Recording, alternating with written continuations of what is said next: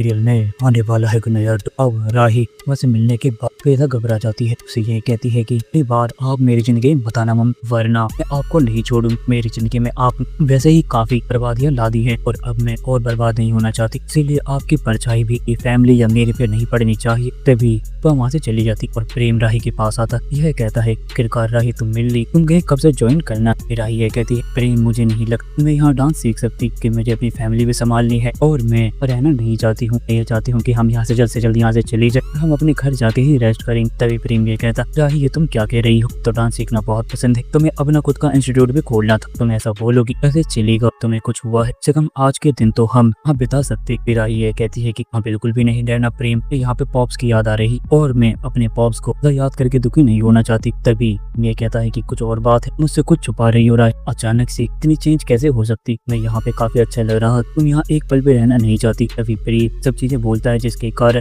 कमिला घबरा जाती, मनी मन ये सोचने लगती है। फिर प्रीत को पता चल गया मम्मी यही रहती है और मैंने मम्मी से मिला तो प्रेम मुझे कभी माफ नहीं करी, हो सकता है कि मम्मी की नफरत की वजह से भी छोड़ दे और मैं प्रेम से दूर नहीं जा सकती। तभी राही झूठ बोलती है, ये कहती है कि मुझे कुछ भी नहीं हुआ, फिर तुम बस जल्द से जल्द यहाँ से चलते, यहाँ रहना ही नहीं है।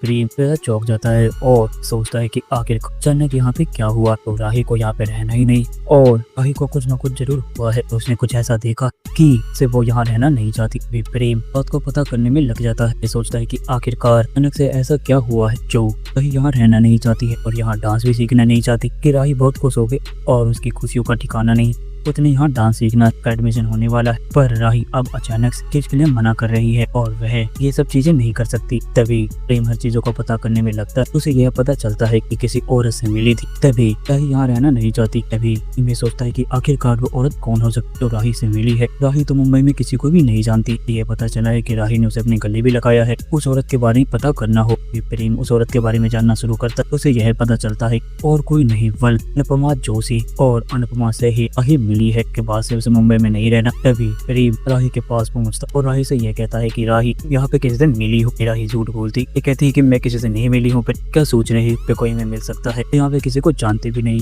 तभी ये कहता है कि तुम मुझसे झूठ बोल रही हो, अनुपमा जोशी यानी कि अपनी माँ से मिली, मुझे पता है, पर तुम मुझसे झूठ क्यों बोल रही हो, मुझे ये नहीं पता है। फिर राही काफी ज्यादा घबरा जाती है। यह कहती है कि प्रेम समझ नहीं पाओगे, मम्मी मुझे अचानक से ही मिल गई थी, इसीलिए मुझे अब यहाँ नहीं रहना है। प्रेम भी कहता है कि अच्छा अचानक से तुमने अपनी माँ को गले लगा ली, तुम्हें अपनी माँ से बातें कर। प्रेम तुम्हें नहीं बता रही तुम्हारी माँ ने हम लोगों के साथ क्या किया है, हमारा अच्छा खासा परिवार कैसे तबाह कर दी और तुम्हें ये लगता है कि तुम्हारी माँ सही है, मैं तुमको नहीं छोड़ूंगा। राही का तुम्हारी हिम्मत कैसे हो अनुपमा जोशी से बात करने, देखा नहीं तो मम्मी ने क्या बोला था, तुम्हें अनुपमा जोशी से अपना रिश्ता रखना है, तुम्हें हम सभी से रिश्ता तोड़ना होगा। तुमने कुछ भी नहीं की, तुमने अपनी माँ से मिल रही हो, पता तुम्हें ऐसे ही पता हो कि तुम्हारी माँ यहाँ रहती, तुम जानबूझ के यहाँ आई हो मुझसे मिल सकती। हाँ दोस्तों, अब क्या होगा आने वाले एपिसोड में, तो अपने कमेंट बॉक्स में राय हमें जरूर। अगर आपको ये वीडियो पसंद आई है तो आप इस वीडियो को लाइक करें, हमारे चैनल सब्सक्राइब करना ना भूलें। मिलते हैं आप अगले वीडियो में, तब तक के लिए राधे राधे, जय श्री राम।